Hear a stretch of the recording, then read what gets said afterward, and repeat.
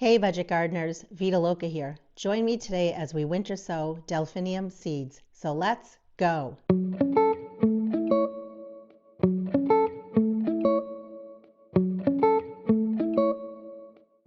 If you've been very successful with the winter sowing process, or if you've watched many of my other winter sowing videos, feel free to jump to the timestamp shown below. However, if you're new to my channel and new to the winter sowing process, I highly recommend you watch this video in its entirety. Winter sowing is the process of sowing seeds outdoors during the winter months. You can simply scatter the seeds out on the ground, or you can sow the seeds in some sort of a container or pot. When it comes to what kind of container or pot to use, there are so many different choices out there. The big thing is you want to make sure it's translucent or clear. I like to use milk jugs, but I know other people have used juice jugs, rotisserie chicken containers, totes. The possibilities are endless. The big thing is, no matter what container you choose, you want to make sure that it can hold at least 4 inches of soil in it. Your containers should have holes in the top to allow water or moisture to come in. The containers should also have holes in the bottom to allow for proper drainage of water. I like to use potting mix. You can use whatever works for you. The key is to make sure that it's well draining and also that it retains some moisture. You don't want to use a seed starting mix because it's too light, too fluffy, and it will dry out way too quickly. You also don't want to use garden soil because it's very heavy and it's too compacted, which makes it difficult for roots to grow in. There are a ton of benefits when it comes to winter sowing. It's very easy to do, it's cheap. It doesn't require any additional equipment. You don't need any grow lights, you don't need any room inside your house. Another benefit to the winter sowing process is that the seeds will get a natural cold stratification period. That's very important for certain seeds such as perennial seeds. And in the end, your seedlings will be stronger, they'll be healthier, and they'll already be hardened off. You don't need to do the whole hardening off process like you would have to do if you started your plants indoors. Now, there is a certain timeline that you want to follow when it comes to winter sowing. If you start your seeds too early, there is a chance that those seeds will germinate prematurely, and if you get a cold snap, some of those plants that germinate quickly can die. However, if you start your seeds too late, what will happen is certain seeds, like the ones I talked about earlier that need a certain period of cold stratification time, they might not get that full period of cold stratification that those seeds need. So timing is everything. Now, of course, when it comes to the timing, it's going to vary from location to location. A general guideline is you do your winter sowing sometime starting in the month of December, but you want to be done with it sometime about 2 to 3 weeks before your average last frost date. But I want to give you a more specific timeline that I'm going to be following and that you can follow as well. So about 5 to 6 months before your average last frost date, you want to be sowing seeds that are requiring a cold stratification period. And those are usually perennials that are hardy in your area where you live. About 3 to 4 months before your average last frost date, that's a great time to be starting cold hardy plants. Plants that can tolerate cold, but also plants that reseed very easily in your area. Approximately 1 to 2 months before your average last frost date is a good time to start plants that are not cold hardy, plants that do better in warmer temperatures. Now, keep in mind though that when those seeds germinate, if you are going to have a cold snap, if you're going to have some cold nights, cold days, you want to protect those seedlings. You may need to cover them during that time. You may need to bring in your containers just for a few nights during those cold snaps. Don't be discouraged if you're running out of containers for winter sowing. Even though there are a lot of containers you can use, I prefer to use milk jugs. In fact, one year when I didn't have that many milk jugs, I contacted a local Starbucks. I asked them if they could hold some milk jugs for me. Well, they go through so many milk jugs a day, they were more than happy to hold a few bags for me. So definitely reach out to local coffee shops if you're looking for some sort of containers that are translucent or clear. Some people like to pre-moisten their potting mix, and that is totally fine to do. The reason you won't see me doing it in my winter sowing videos is because it is frozen outside during the months of January and February. So I'm just giving a small amount of water, but then I'm placing the milk jugs outside where they're going to be frozen for a long time. And as soon as the weather warms up, I'll start watering the milk jugs more often. In order to keep your milk jugs from flying around, you can always corral them together and then put some sort of a barrier around them just to keep them together. There are a lot of different options out there. You can use some sort of temporary fencing, you can use some sort of bricks or stones. You can be creative, but just be sure that your milk jugs are not toppling over and blowing around in the wind. I'm going to start with the plant profile, and then after that we'll winter sow our delphinium seeds. I've had a lot of success sowing delphinium seeds indoors under my grow lights. I'll put a link to a video I made down in the description below in case you're interested. I've also had a lot of success winter sowing delphinium seeds, and I figured I might as well bring you along with my process this year just so you can see what it's all about. Delphiniums are a beautiful but short-lived perennial. They typically last anywhere from 3 to 5 years, so you always want to be adding more delphinium to your yard just so that when delphiniums fade from your garden, you have new ones to replace them. They thrive during the cool season months, and they come in a lot of different colors ranging from blue, pink, purple, as well as white. A fun fact that I want to share about delphiniums is that they are considered the birth flower for people born during the month of July.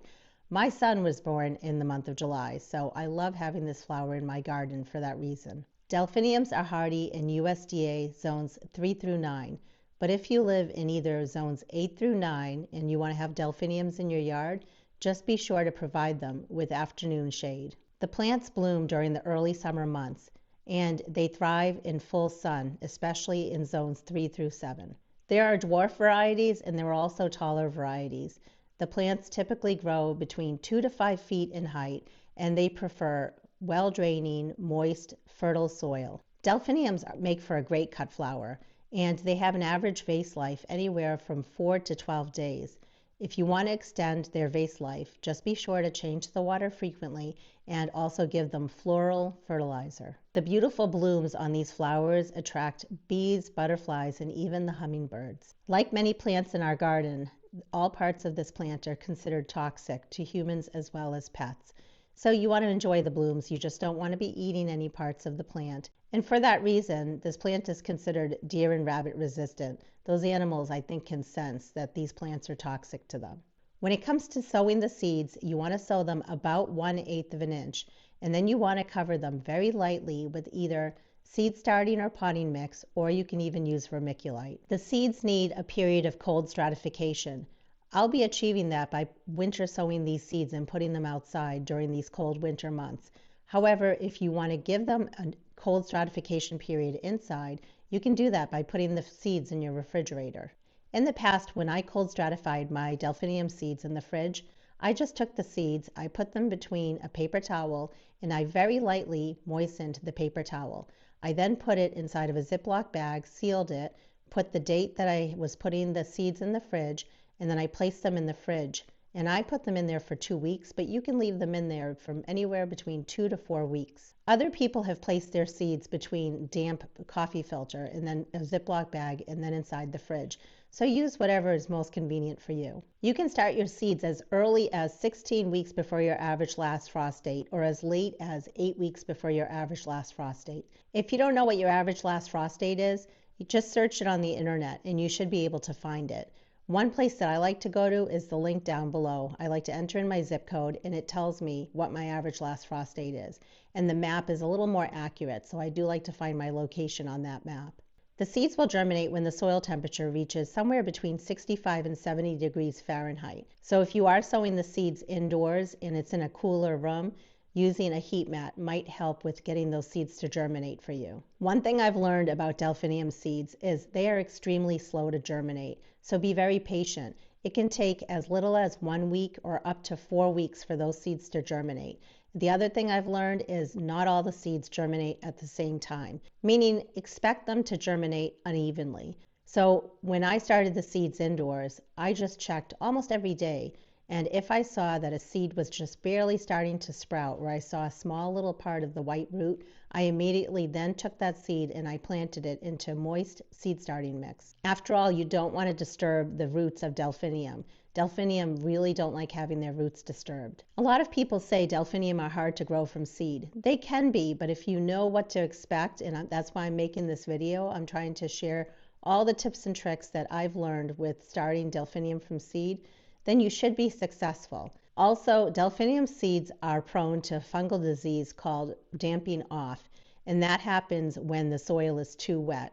So water your plants enough, but don't water them too much. Okay, so let's now go ahead and winter sow our delphinium seeds. Here are the two seeds that I plan to winter sow this year.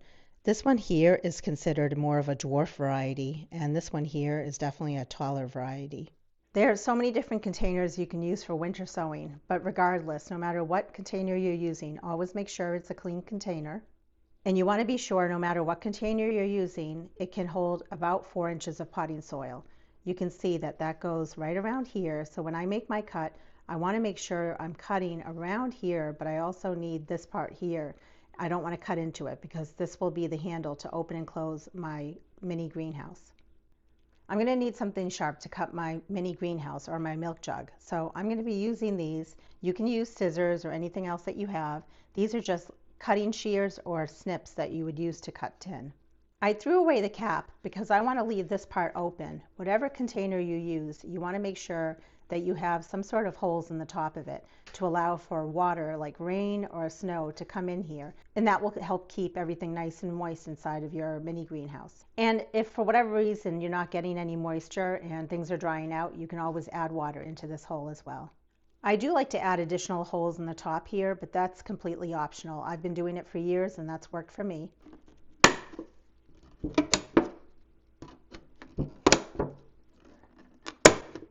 You also want to add drainage holes in the bottom of your container. That will allow water to come out if there's too much water in here.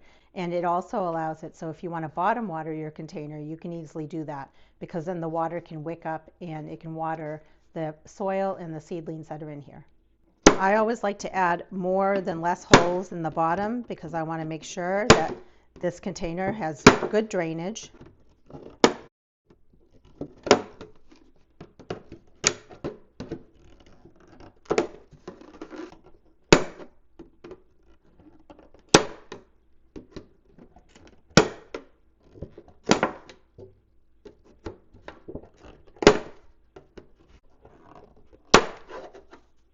And that's all I'm going to add for holes. It's a small container. If this was a much larger container, then maybe I'd add some additional holes in the center here.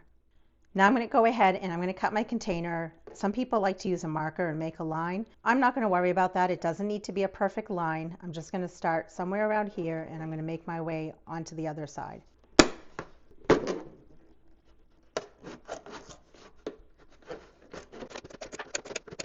Now I'm going to stop because I don't want to cut all the way through. I want to have an area here and here. And the reason for that is I want to make sure that I'm using the handle as a hinge for my mini greenhouse. And notice they don't perfectly line up, and that is totally okay. Next I'm going to go ahead and get some potting mix filled into the bottom of this container.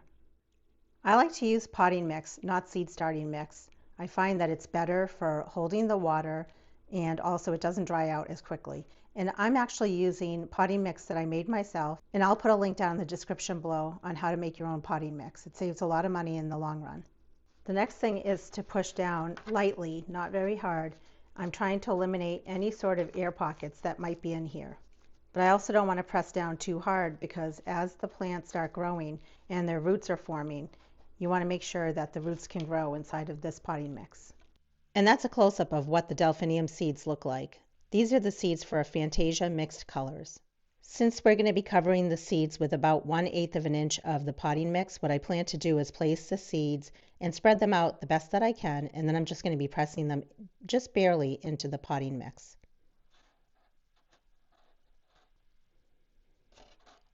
And I'm okay if there's a little bit of an overlap because as soon as these plants start germinating and as soon as they have their first set of what are called their true leaves, I'm planning to prick them out of this container. And the seeds are very, very small, so I'm just barely covering them. And another option is if you didn't want to do this, you could just scatter the seeds on the top and then take some additional potting mix and then cover the seeds that way. I'm very heavily sowing all of these seeds. And it's really up to you. You don't have to sow as many seeds as I'm sowing in a container. If you only wanted to do a small handful, you could do that as well. Really, there is no right or wrong, in my opinion. It just comes down to how many plants you want and also how much you want to baby these plants. In other words, you might only want 3 or 4 plants in here. And then it's very easy to be able to let them grow bigger and then take them out. I'm planning to take them out when they're very small, and so that works for me.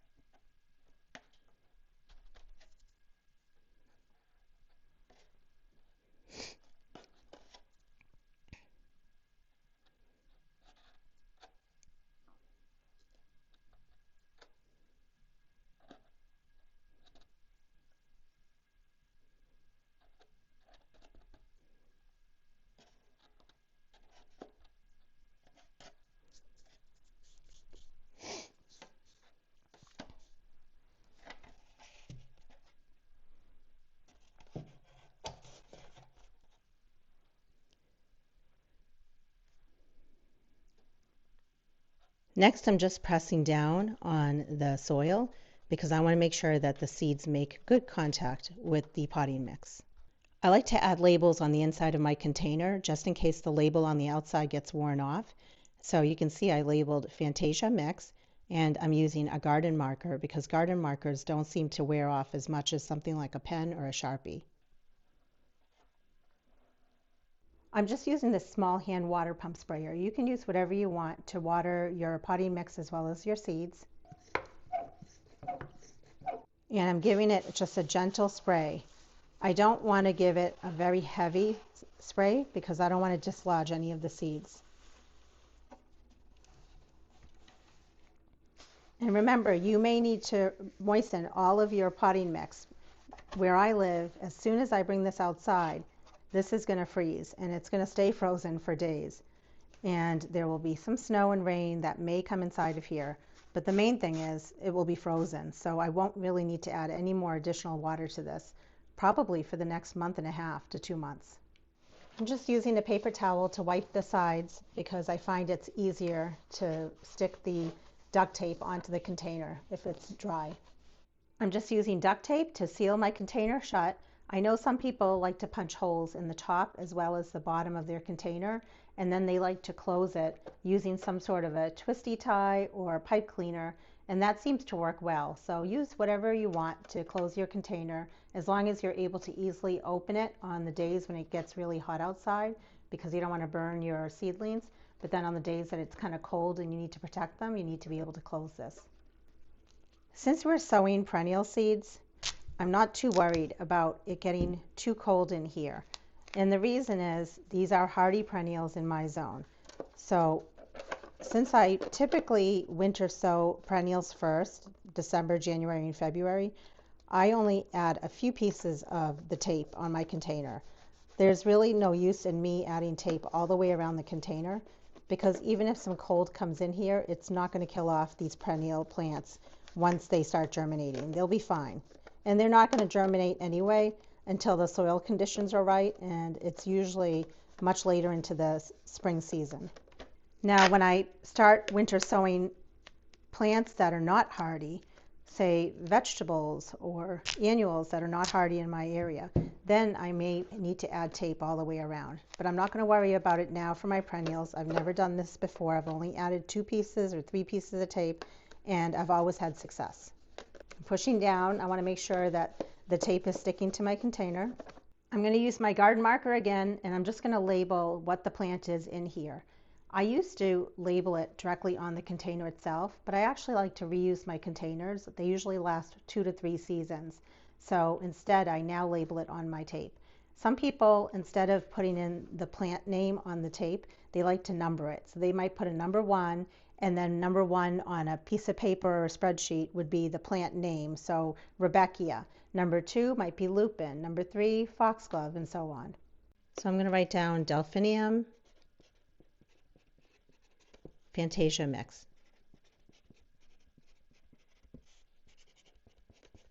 I like to do this on the other side just because when I'm outside looking at all the milk jugs, I can have it on both sides and it makes it a lot easier when it comes to just picking them up and looking at them quickly. I'm going to go ahead and place this milk jug in a full sun area where it has access to get rain and water through this hole.